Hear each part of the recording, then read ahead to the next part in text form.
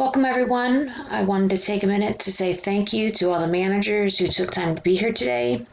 I have some very important information and findings to review with you.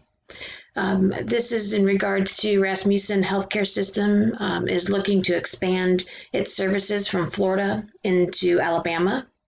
So I'm going to review today what the purpose is of a certificate of need, review Florida certificate of need. I'm going to review the Alabama certificate of need. I'll review the similarities and the differences between the two. And I want to go over some of the ethical disputes, and then we'll sum everything up, and then I'll give you my recommendation on if we should pursue this or not. So let's first talk about what is the purpose of the certificate of need, the law reform. So in 1972, the federal government mandated that all states would require healthcare systems to obtain a certificate of need in attempts to control the number of hospitals and nursing homes allowed in a specific region. And these programs could measure and define the need, control healthcare costs, and guarantee access to healthcare services. So each state has its own set of regulations, and would the planning boards, they have their own to oversee them. Since many healthcare programs are funded by the government, adding equipment and facilities, of course, it has a great costs, and it was believed that the certificate of need would be able to control the healthcare growth and spending by ensuring these services. So the Florida Certificate of Need, the Agency of Healthcare Administration, the AHCA, oversees Florida's Certificate of Need. It determines by the need of the geographic areas, also known as the Fixed Need Pool. It wasn't until, of course, 2019, we had significant repeals that occurred with the House Bill 21, which was signed by Governor DeSantis here in Florida. And this allowed the state to control the number of hospitals and nursing homes within its certain area. So Alabama Certificate of Need, the law there, it's governed by the Alabama State Health Planning and Development Agency, the SHPDA, and that one is also, the bill is 22-21264.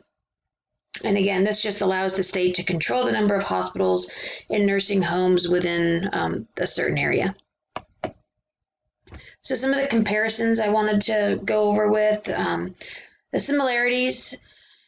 Florida Certificate of Need and the Alabama Certificate of Need, they both monitor hospice centers, skilled nursing facilities, and substance abuse centers. So that has not changed with the Florida repeal.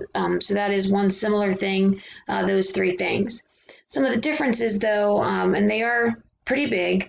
So the Florida Certificate of Need, the repeal, it eliminated the monitoring of general hospital projects, specialty hospital services, new or replacement Class 1 hospitals, and that's including all the bed types. But unfortunately, Alabama Certificate of Need, it still monitors all of these services. I just included a slide here. This of just the United States. All the states here, it goes over how many still have that Certificate of Need program in place. There's a handful of states that have like a variation of the Certificate of Need program, and then the other ones here are the no Certificate of Need program. So I just kind of put that in there so you guys can review that. The main ethical dispute that's going on is medical facilities or hospitals. The healthcare costs could increase. If a hospital isn't satisfying the beds being filled or the emergency department quotas, due to a flooded market, then rates, they would have to increase. And this, of course, would cause charges for our patients to be more. So regulations such as the Certificate of Need of healthcare facilities don't allow for competition.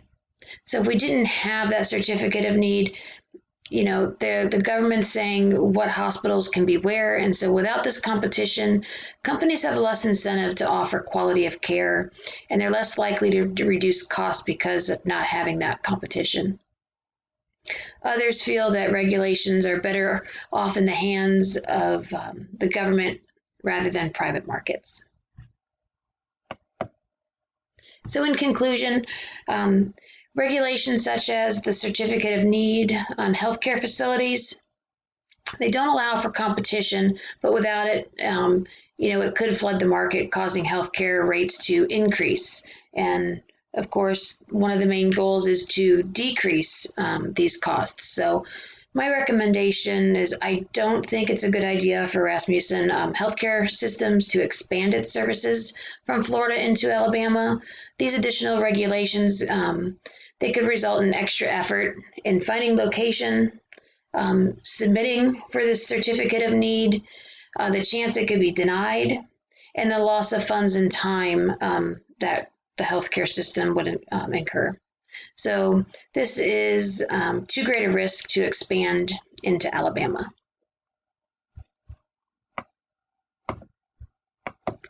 Again, I just wanted to take a minute to say thank you to everyone. I have included some references here that if you'd like to review the information that I found, and then I'll also be including a link on the next page that you can go and you can hear this presentation again. Again, thank you and have a great day.